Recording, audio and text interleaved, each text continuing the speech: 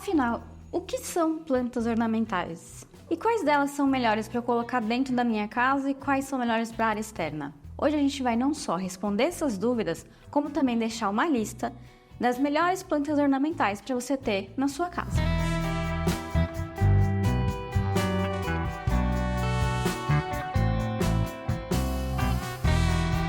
Então, primeiro de tudo, o que são plantas ornamentais? Elas são aquelas plantas que chamam a atenção pela sua aparência por algum motivo, seja pelo formato, pelas cores das suas folhas, ou pelo seu tamanho, que é muito diferente. Basicamente, qualquer planta que chama a atenção por ter um visual único e que vai complementar o visual do ambiente da sua casa, seja ele qual for, servindo como um ornamento, entendeu? Por isso o nome, ornamental. Então a gente separou aqui uma lista das plantas mais bonitas que vão roubar a cena na decoração da sua casa e algumas dicas de cuidados para você deixar essas plantas sempre bonitas. E aqui vai a primeira dica. Você já ouviu em vasos autorregáveis? Existem muitos por aí, mas você conhece o vaso decor? Esse vaso, além de deixar suas plantas sempre irrigadas, vai trazer todo o charme para o seu ambiente. Você já conhece o vaso decor? Esse aqui é o vaso anti-dengue da Brota. A Brota Decor é um vaso inteligente que fica até 90 dias sem precisar ser regado. Com alta vedação, ele evita a proliferação de mosquitos e outros insetos. Assim, você consegue cultivar suas plantas sem preocupações e o melhor, sem ter trabalho. Então corre lá no site que eu vou deixar um cupom exclusivo para esse vídeo e só tem 10 usos, hein? Corre lá no site da Brota e garante já o seu vaso.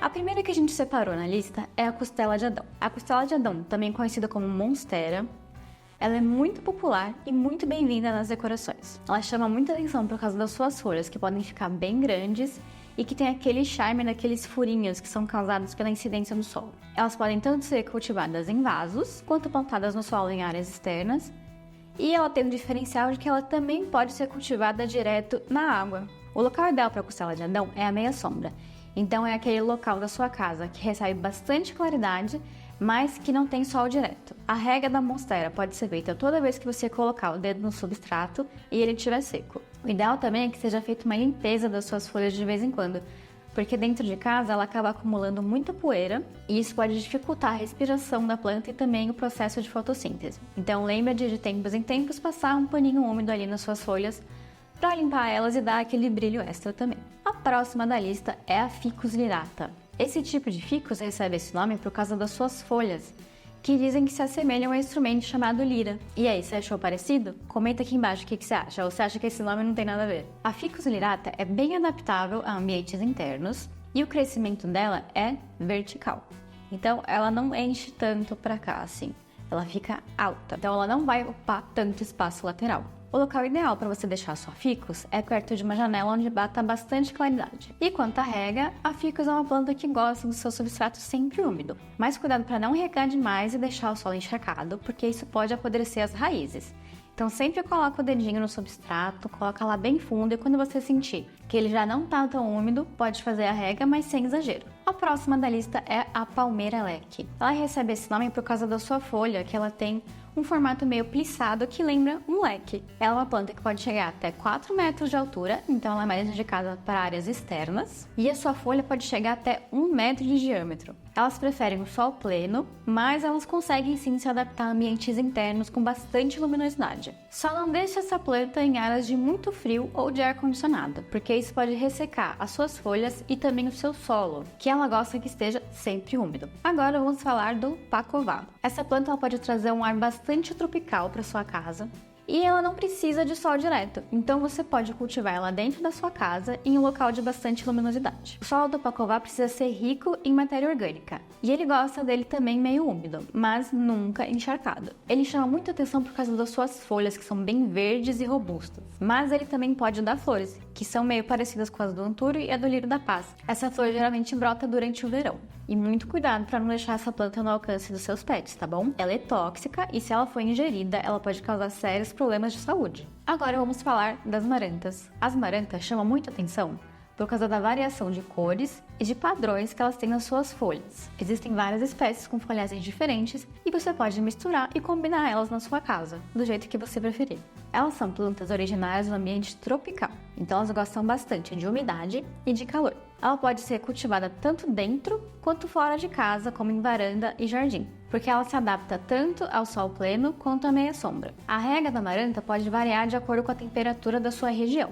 Então, se ela for mais fria, ela vai ser mais moderada. Se for mais quente, ela vai ser mais frequente. As principais espécies usadas em decoração são amaranta pavão, amaranta burle marx, amaranta zebrina e amaranta tricolor.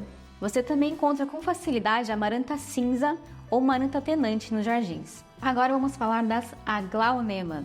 São também bastante conhecidas por suas folhagens manchadinhas, com diferentes tons de verde e até mesmo de rosa. Elas são muito indicadas para ambientes internos, porque elas sobrevivem tanto à meia sombra quanto à sombra. Elas também são uma espécie de clima tropical, então elas gostam de bastante umidade e de calor, e também gostam de um local mais arejado. Elas são plantas de porte pequeno, que não passam geralmente de 1 metro e são muito indicadas para decoração em móveis. Em seguida temos as crótons. Crótons são aquelas plantas com folhagens coloridas que vão desde verde, passando por amarelo, até vermelho e roxo. São muito populares em áreas externas e elas fazem parte do paisagismo de muitos condomínios por aí. Se plantadas no solo, elas podem chegar até 3 metros de altura. Elas gostam de sol pleno, e é justamente a incidência da luz nessas folhas que vai gerar essa mistura de cores que a gente tanto gosta. O ideal é que ela receba luz direta por pelo menos 4 a 6 horas por dia. Ela também odeia frio, então se você for ter uma cróton dentro da sua casa, deixe ela longe do ar-condicionado. E deixe o substrato dela sempre úmido, mas nunca encharcado. Ela também tem uma grande variedade de espécies com folhinhas bem diferentes. Entre elas a gente tem o cróton brasileirinho, que recebe esse nome por causa da sua folhagem que é verde com pintinhas amarelas, lembrando a bandeira do Brasil, a cróton